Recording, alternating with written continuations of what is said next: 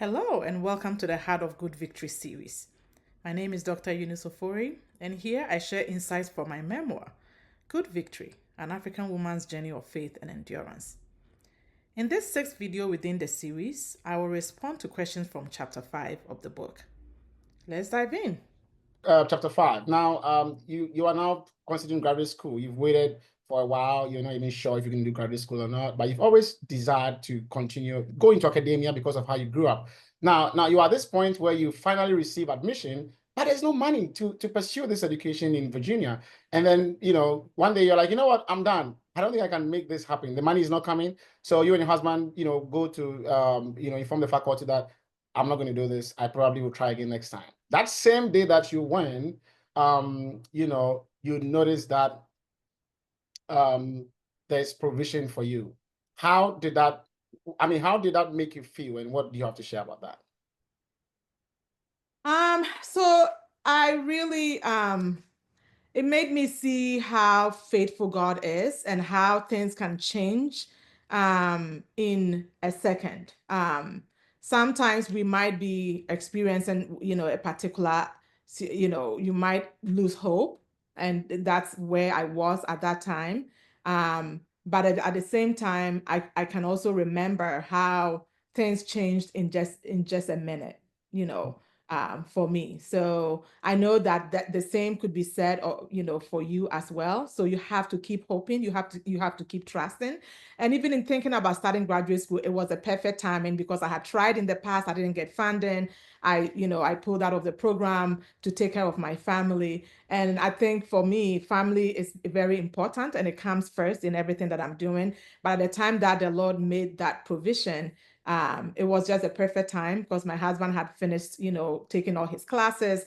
And because of like visa issues, we couldn't have my mom here or his mom here to support us. So it was just, it was just two of us. So I think it was just the perfect time. And sometimes we don't understand God's perfect timing. We just want things to happen exactly when we want it to happen. So I'm just grateful that the Lord was able to do that for us. Wow. No wonder the Bible says he makes all things beautiful in his time. I'll come back to the graduate school pretty soon, but I just want to back up a little bit to, when you were still expecting your second child, and it's like, it's not happening. It's taking you so many years. And then you decided that, well, I want to help someone else take care of their child. Like, I mean, this is just so selfless. And as you are doing that, you recount a story in the book in chapter 5 where you had a dream where this child you're taking care of went missing. And in the dream, a stranger brings this child back home, but it was not just one child, the child you were taking care of, but there were two children. And then you wrote in the book that you believed when you saw that child, the second child, that was your child that God was bringing your way. And my question is, what led you to believe that the dream you had was a sign from God about your own second child? And was there something specific about the dream that resonated with you or your circumstances at the time?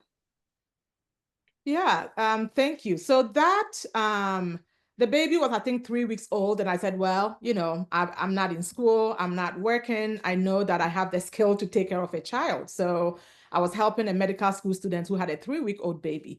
It felt more of like that, God placed me in that family to really be able to support them. So after having that dream, I was having a conversation with the child's grandmother, and the child's grandmother told me that when the child's mom was pregnant with this child, she had a dream that the child was lost.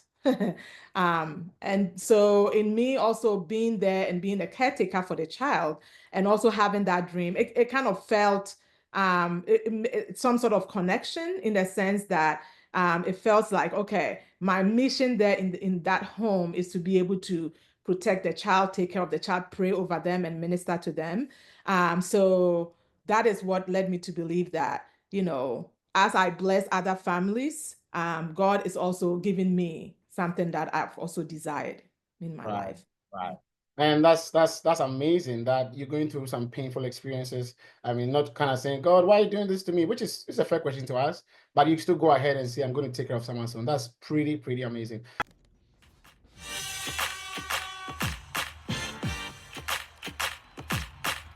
Remember, victory is within your reach.